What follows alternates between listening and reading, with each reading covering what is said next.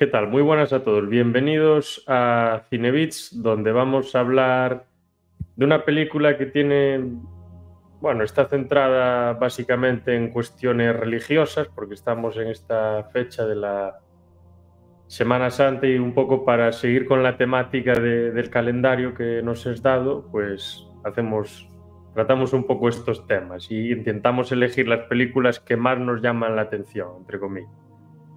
Y primero de nada, nos acompaña Daniel Gorostiza, que lo vemos aquí. Muchas gracias y bienvenido.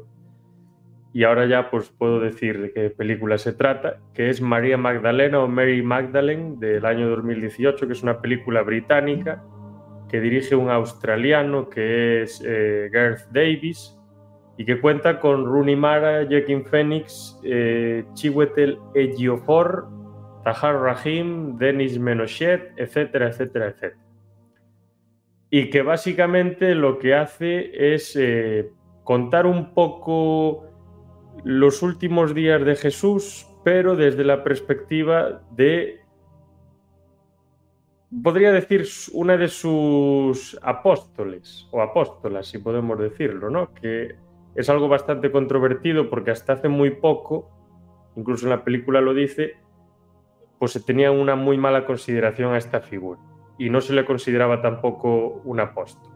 Creo que a partir, no sé si fue en el 2014 o una cosa así, o un poco antes, que se la consideró como una seguidora de Jesús que no tenía un origen dudoso, por así decirlo, un origen manchado. Sí, algo así. El 2012 fue cuando se la reconoció, el Papa de entonces lo reconoció como la primera entre los apóstoles. Y lo del origen dudoso sí es verdad, eso lo hizo un Papa, pero ahora no me acuerdo cuál, en los primeros años del cristianismo como religión importante en Europa. Para desprestigiarla hay que meterse en la mentalidad medieval. En la mentalidad medieval, por desgracia, solo había dos tipos de mujeres: las vírgenes y las PUTAS. Y entonces, claro, para desprestigiarla, pues María Magdalena era una prostituta. Y ya le quedó ahí el estigma, pero realmente en la Biblia no se dice que sea prostituta, ni mucho menos. Era una mujer normal y ya está, como sacan aquí un poco en la familia, en la película, quiero decirte, con sus problemas y sus cosas y ya está. Y luego también diría un poco que esta película está un poco inspirada en un evangelio apócrifo de los que la Iglesia Católica no reconoce ni quiere reconocer, bueno, y las otras iglesias cristianas, que es el Evangelio de María Magdalena. Y lo que cuenta en esta película está un poco inspirado en eso. Se ve, el Evangelio no está entero, hay fragmentos, pero se ve un poco lo que se ve en esta película de los conflictos que tienen los otros apóstoles, sobre todo Pedro con María Magdalena, porque Jesús le hacía más caso a ella que a ellos. Y claro, eso otra vez hay que meterse en la mentalidad de la época, de la Judea de aquella época era súper machista, como se ve un poco en la película. Y entonces, claro, es que él está haciendo caso a una mujer en vez de a nosotros, y eso, pues incluso a los apóstoles, que se les ve que no son malas personas, pues algo que no entendían. Hay una escena en esta peli que a mí me gusta mucho, es cuando Jesús quiere hablarle a las mujeres y están las mujeres ahí medio escondidas y tal, y entonces, claro, les dice María Magdalena, es que nunca les había hablado un hombre antes. Es decir, no es que, a ver, su padre, su pareja o su marido o lo que sea sí les habría hablado, pero un hombre de fuera, ¿no? Entonces, claro, y ya es cuando Jesús se da cuenta, y a partir de entonces, pues, en los bautizos ella bautiza a mujeres y tal y cual, porque era otra época y no...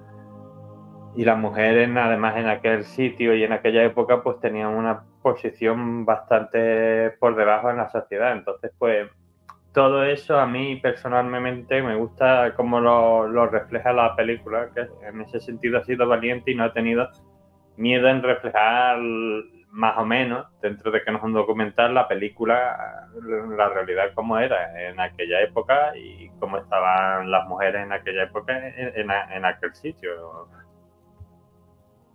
Sí, aparte, decíamos, era una mujer normal. A ver, normal en el sentido en el que no se dedicaba a la prostitución, sí, pero era una mujer que tenía ciertos problemas siguiendo las normas, por lo menos es lo que se nos muestra en la película, porque ella no quería pues establecer los matrimonios de conveniencia que les mandaban sus familiares. Incluso llegan a un punto, que supongo que esto estará en el Evangelio del que hablas, yo no lo, bueno, en el Evangelio no, bueno, sí, en el Evangelio apócrifo del que hablas, yo no lo llegué a leer, entonces no puedo comentarlo, que piensan que está endemoniada y le hacen ahí un proceso de endemoniamiento, que ya te digo yo, menudo proceso, o sea, casi es mejor, yo casi prefiero que me dejen estar endemoniado que me hagan eso, pero bueno, porque poco más y la desgracian a la pobre mujer, sin comerlo ni beber. Y luego es muy interesante como en esta película se muestra un poco esa imagen de un Jesús abierto a todos, ¿no? Que interpreta Joaquin Phoenix, que creo que lo hace bastante bien, a decir verdad.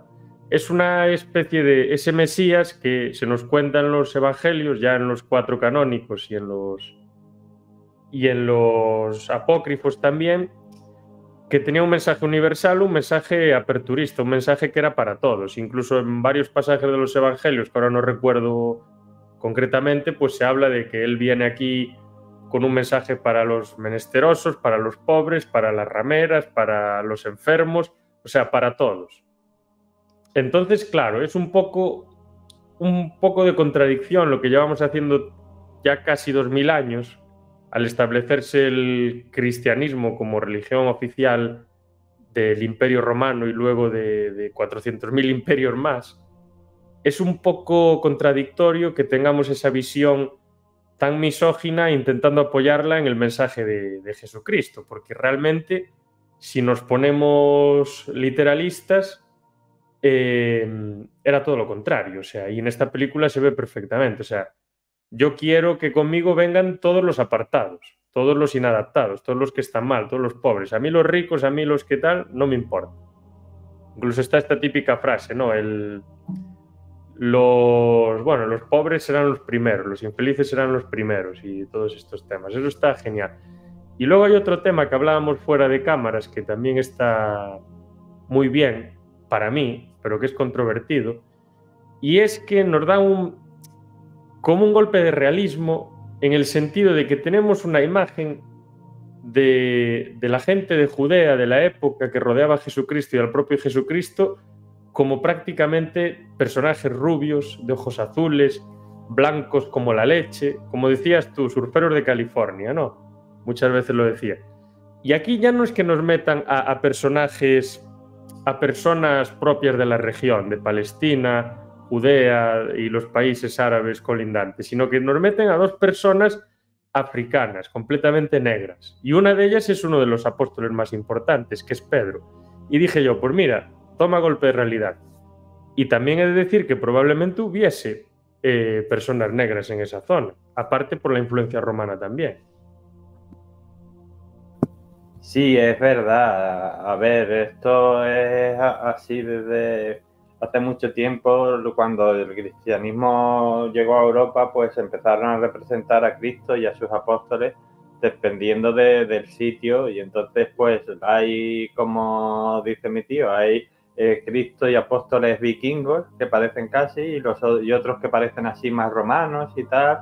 Entonces depende del sitio, pero nunca desde que llegó a Europa se ha representado como era en el sitio. Entonces seguramente pues es eso, serían gente de piel morena, así como sale, por ejemplo, el apóstol que hace de Judas, pues así, piel morena, pero serían de ese estilo. Y bueno, realmente no se dice tampoco la procedencia de los apóstoles, aparte de que eran de Galilea, pero no se les describe. O sea, tú me preguntas a mí y yo me he leído los evangelios.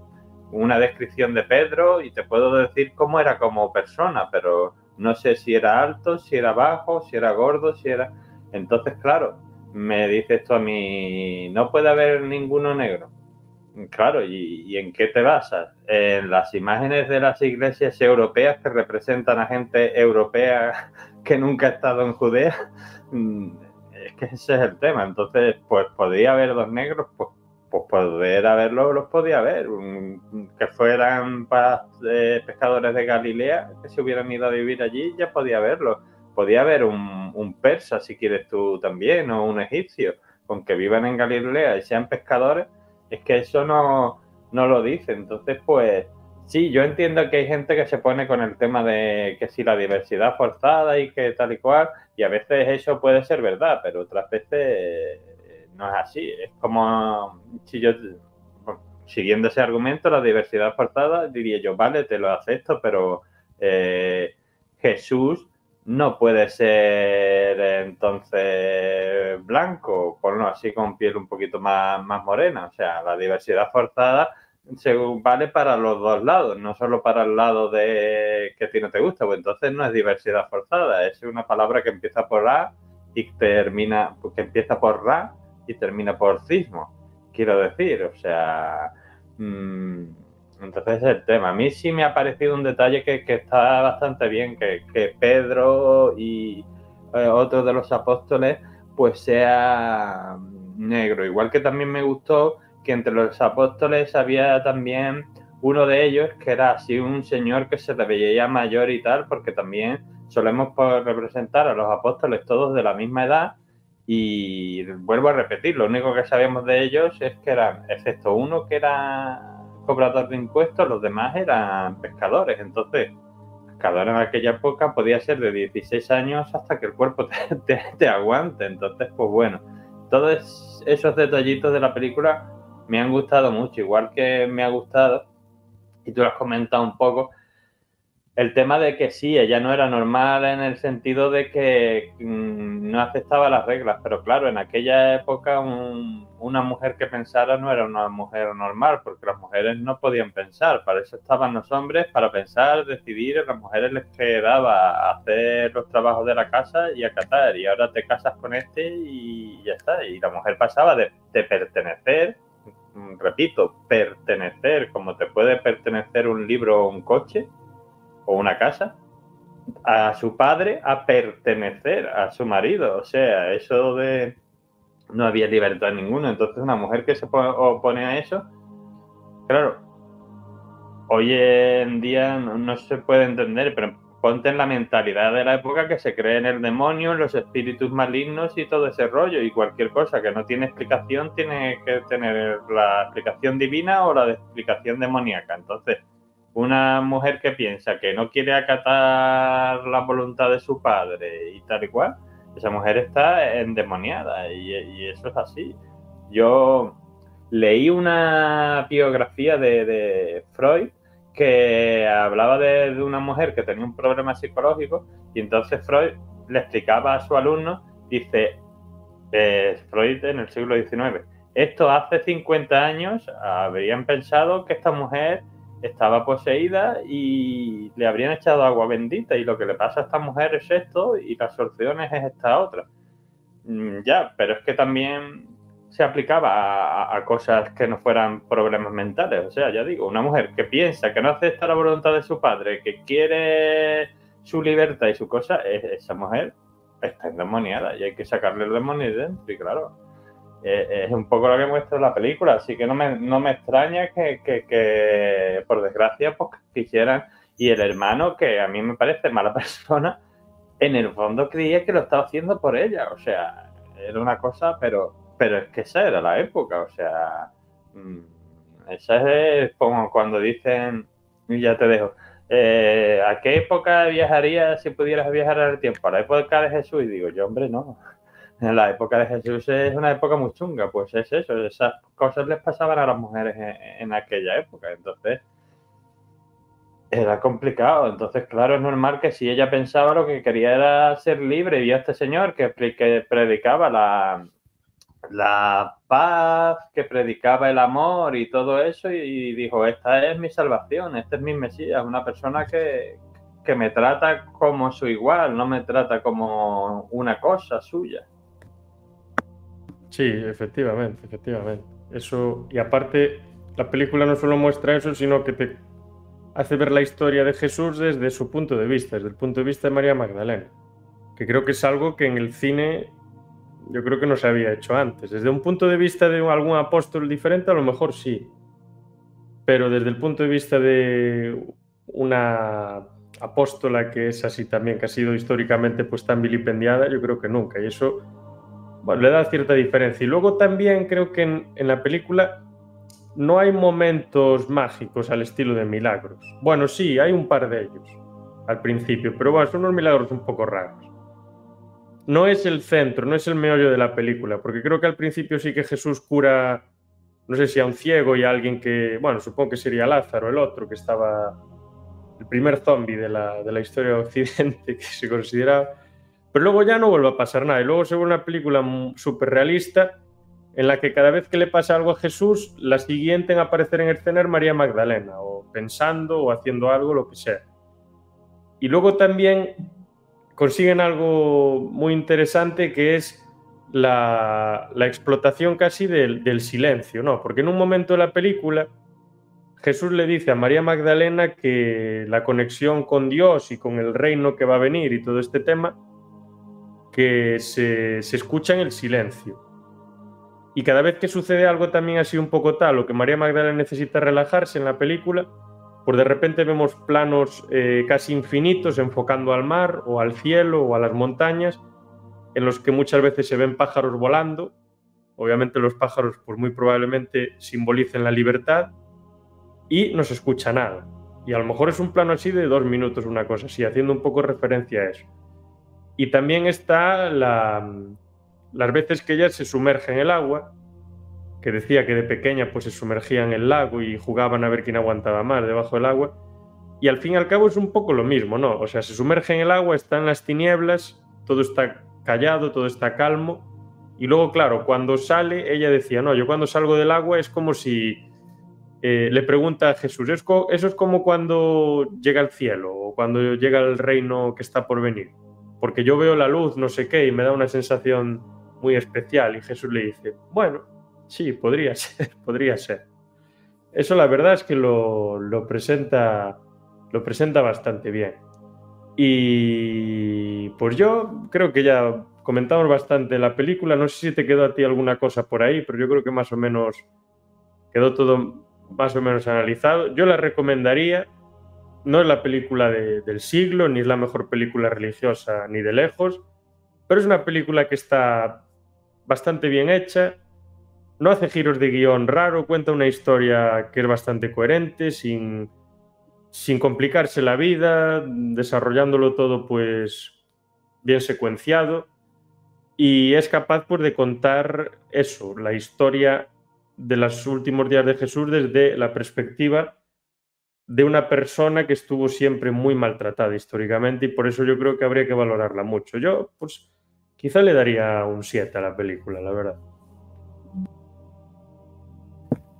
Yo le daría un poquito más, un 7,5, pero sí, a mí la película me ha gustado bastante. A ver, dentro de que es una historia, por lo menos si vives en Europa o en América, que en el continente americano, que más o menos todos conocemos y tal, pero vista desde otra perspectiva, desde la perspectiva de María Magdalena.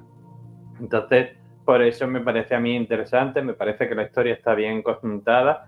Y no sé, ya solo por una escena, para mí la película vale, que es cuando ella se sienta, creo que la primera vez con él, que él está ahí meditando, porque una cosa que me gustaba de esta película es que se ve a un Jesús que a veces no le gusta ser Jesús, o sea, que se cansa.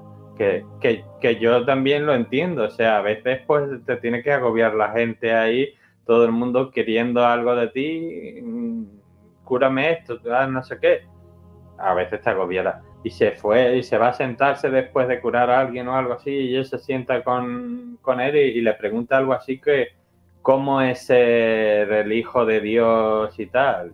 Y,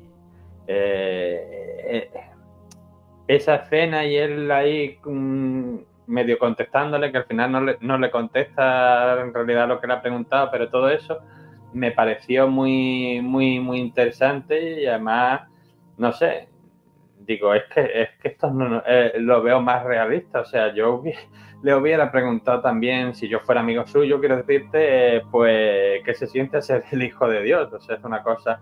Pero bueno, ya solo por esa escena, así que para mí es realista y tal, la película merece la pena. Y aparte, eso, se ve la perspectiva de ella y se la reivindica, como tú has dicho, después de siglos de echarle porquería encima a un personaje que es bastante relevante en la historia cristiana.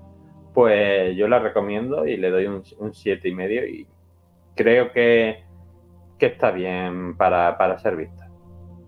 Sí, bien merecido. Pues muchas gracias y hasta la próxima. Nos vemos.